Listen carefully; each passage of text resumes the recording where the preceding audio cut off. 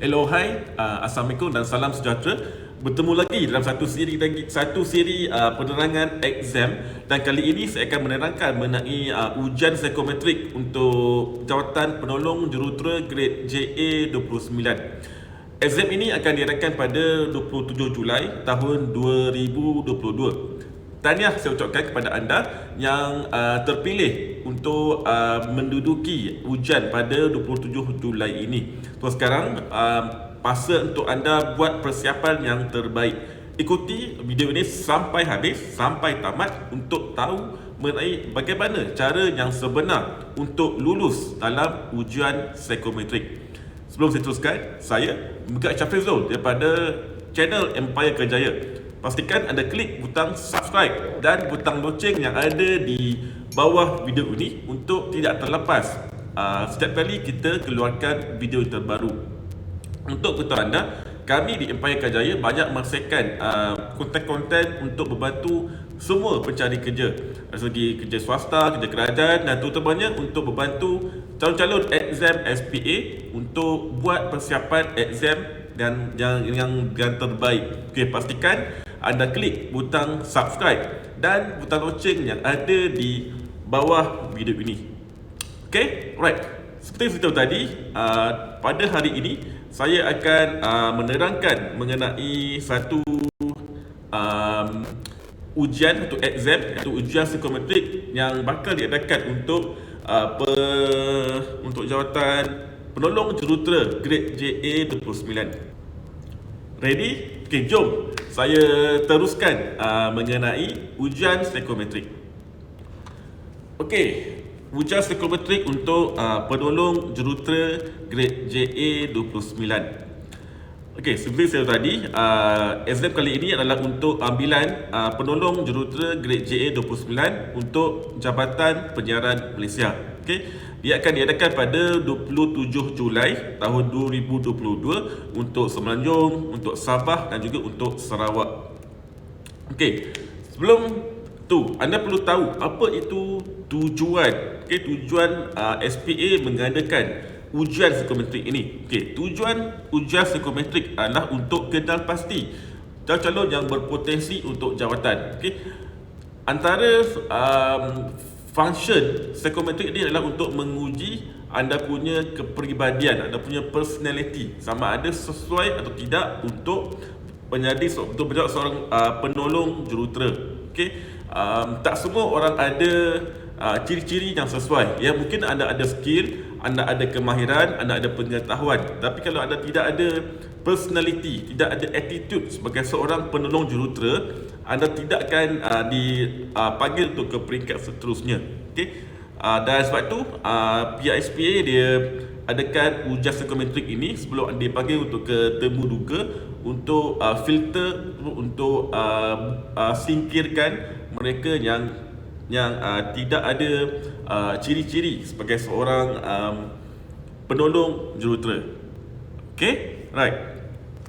Okey, teras utama ujian psikometrik ini adalah dia ada 5 teras utama, iaitu menguji tahap disiplin, kemahiran komunikasi, kebolehan kerjasama, cara anda berfikir dan emosi anda, dan juga ciri-ciri kepimpinan yang ada dalam diri anda.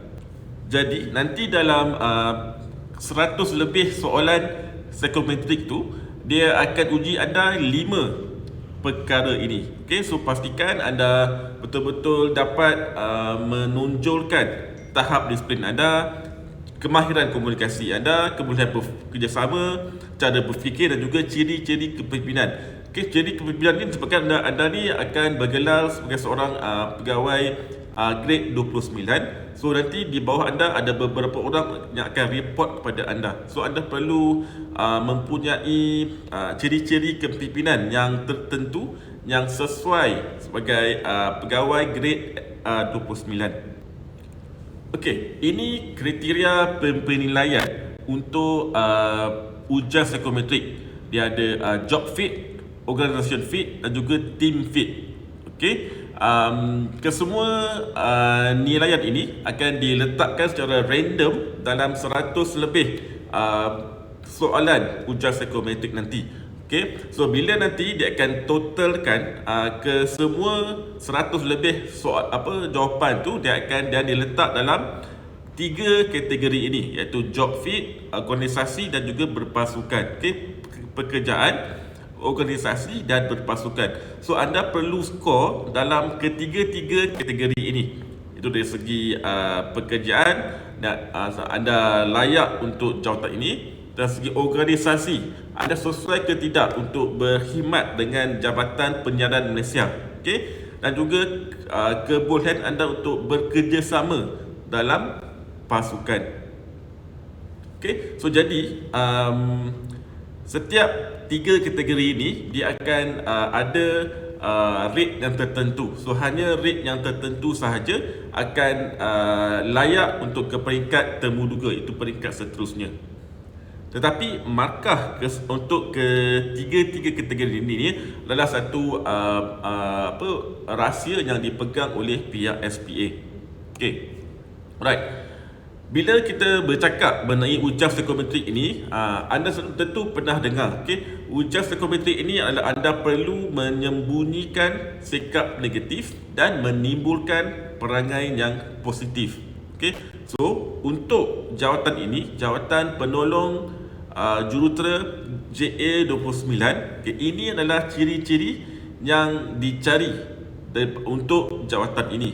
Iaitu anda perlu berani mencuba, anda tak takut gagal, anda sedia terima kritikan, anda berlapang dada, anda mudah menerima dan diterima orang lain, anda yakin pada diri sendiri, sentiasa bersangka baik, mudah mesra, bertimbang rasa dan juga tidak merasa diri sentiasa betul. So nanti kesemua ciri-ciri ini dia akan disusun secara random dalam 100 lebih soalan dalam ujian nanti. Dan dia punya keyword dia punya soalan dia akan berkisarkan kepada 10 ciri ini. So pastikan kalau anda tidak ada ciri ini, cuba adakan. Okay? Bila anda tengok soalan dan fikirkan sebelum beri jawapan, pastikan anda menyokong ciri-ciri positif yang diberi ini. Okay? Pastikan anda menyokong ciri-ciri ini. Okay? Alright. Kalau tadi ciri negatif positif, inilah pula ciri negatif. Okay? 6 ciri negatif yang akan dia cuba korek daripada diri anda. So kalau anda ada salah satu daripada 6 ini, ia akan menyebabkan anda akan gagal, akan tidak dapat lulus dalam ujian ini nanti. Okay, so pastikan sembunyikan. Kalau anda ada 6 ciri ini, sembunyikan dan tunjulkan hanya yang positif ini sahaja. Okay, boleh faham sekarang ni So, tapi kalau anda ada sebarang soalan, kalau anda masih lagi kurang faham, so nanti boleh tanya di ruangan komen. Nanti saya akan menjawab secepat mungkin. Okey, ada juga yang tanya saya, ujian psikometrik ni ada tak ujian math? Adakah ada ujian bahasa Inggeris? Okey, untuk pengetahuan anda, ujian psikometrik tidak ada soalan matematik. Dia juga tidak ada soalan kefahaman bahasa Inggeris. Okay? Dia hanya dia punya soalan dia hanyalah berkisar tentang psikologi. Okay? Dia nak korek ciri positif ini dan dia juga nak korek ciri negatif ini. That's why anda perlu sembunyikan ciri negatif ini dan timbulkan ciri positif ini. Okay? Jelas? Okay, kalau kurang jelas, boleh terus tanya nanti di ruangan komen. Okay, ini adalah tips menjawab untuk ujian psikometrik ini. Okay, bila anda diberi soalan dan jawapan, okay, jangan pilih yang di tengah-tengah. Okay, pilih yang paling baik atau yang paling tidak. Okay, contohnya, kalau diberi pilihan jawapan sangat tidak pasti, tidak pasti, pasti dan sangat pasti, pastikan hanya pilih yang sangat tu. Okey, Dan juga kadang dia cakap sangat kerap, tidak pernah, selalu, kadang-kadang pilih yang paling yang terbaik tu, yang sangat tu. Sebab bila anda pilih yang sangat tu, dia menunjukkan anda ni betul-betul yakin, betul-betul ada ciri-ciri itu. Kalau anda hanya pilih macam di tengah-tengah, contohnya macam tak pernah, tidak kerap, tidak, kan, itu menunjukkan anda ni seorang yang lalang, yang boleh ditiup ke kiri, boleh ditiup ke kanan. So anda tidak tetap pendirian. Okay, itu menyebabkan ramai calon yang lepas yang gagal. Okay, so pastikan bila anda beri jawapan tu, pilih yang paling atas, yang paling kepala atas lah, dia paling paling sangat baik ataupun paling sangat tidak baik. Itu. Okey, dia mungkin jawapan dia A, mungkin jawapan dia D, atau mungkin jawapan dia C. Okey, tapi pilih yang terbaik ataupun yang paling tidak baik. Itu saya maksudkan untuk tips ini, tips menjawab untuk ujian psikometrik. Kemudian nombor 2. Okey, hati-hati dengan soalan yang berulang. Okey, jawab jujur. Okey, sebab tu saya tahu tadi, ingat tak tadi ada 10 ciri positif. Okey, 10 ciri positif tu dia akan berulang-ulang kali dalam bentuk yang berbeza, tapi tujuan dia adalah sama. Tujuan dia adalah untuk mengorek sama anda ni berani mencuba, tak takut gagal, mudah mesra, bertimbang rasa. So dia punya wording, dia punya ayat tu berbeza dan boleh menyebabkan anda akan rasa confused. Okay, confused sebab apa? Kan dia punya susunan ayat tu dia berbeza. Ini kan menyebabkan seseorang ni dia jawab yang berlainan ataupun yang bertentangan dengan jawapan yang dia berikan di awal tadi. Dia boleh faham tak? Okay, so sebab saya cakap ini, hati-hati dengan soalan berulang. Sebelum anda beri jawapan, baca dulu berulang kali dan ingat balik apa yang anda dah jawab sebelum ni. Okay, sebab tu kalau anda kurang mahir, kalau anda tak biasa melihat soalan psikometrik ini, saya amat cadangkan kepada anda supaya anda cuba cari banyak koleksi soalan psikometrik untuk anda buat latihan, untuk anda praktis cara menjawab. So bila anda dah selalu praktis, anda dah biasa tengok bagaimana soalan psikometrik ditanya, so anda akan lebih biasa, akan lebih rasa macam yakin nak menjawab. Okay, right. Okay, ini adalah salah satu soalan yang pernah ditanya dalam exam sebelum ni. Okay, so sini adalah perkara-perkara yang dikatakan oleh keluarga saya membuatkan saya mudah tersinggung. Okay, ya atau tidak? Okay, kalau anda, sebelum saya beri jawapan, kalau anda rasa ya atau tidak? Okay, ini jawapan dia. Okay, jawapan yang terbaik untuk soalan ini adalah tidak. Okay, perasaan mudah tersinggung tu adalah sikap yang negatif. Okay, sebab tu anda perlu jawab tidak untuk menunjukkan anda ni seorang yang seorang yang tidak mudah koyak, kan? Tidak mudah rasa tersinggung walaupun diasak, walaupun dikecam dan sebagainya. Okay, ini contoh soalan untuk ya atau tidak. Kemudian, ini next contoh soalan.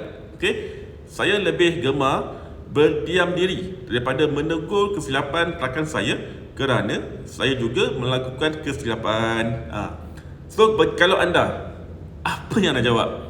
Sama ada sangat tidak setuju, setuju ataupun sangat setuju. Okay, apa yang akan anda jawab? Okay, so jawapan yang terbaik untuk soalan ini adalah sangat tidak setuju. Okay, sebab sikap menegur kesilapan orang, sikap membetulkan kesilapan orang adalah satu sikap yang positif. So kalau anda tak boleh nak tegur, kalau anda suka berdiam diri, itu adalah sikap yang negatif. So jawapan yang terbaik adalah sangat tidak setuju. Okay, Baik, so ini adalah dua contoh soalan yang anda boleh nampak bagaimana soalan psikometrik ini boleh menyebabkan anda confused, anda keliru, anda macam blur, tak tahu jawab apa kan. Okay?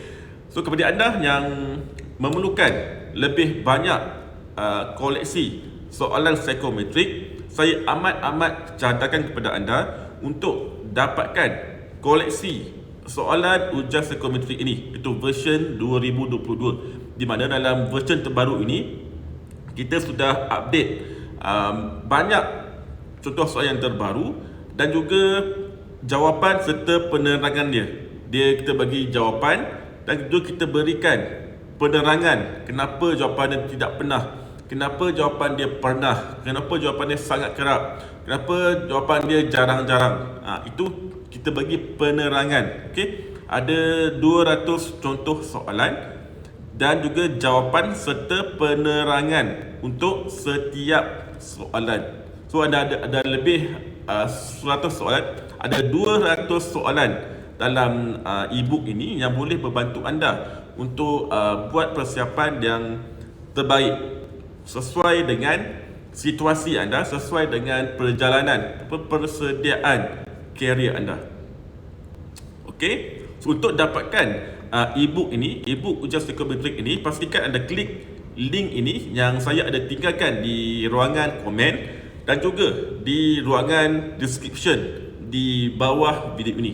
Anda terus klik link ini, anda akan boleh dapatkan dan kita akan hantar link download melalui email. So anda boleh terus study, terus boleh buat latihan.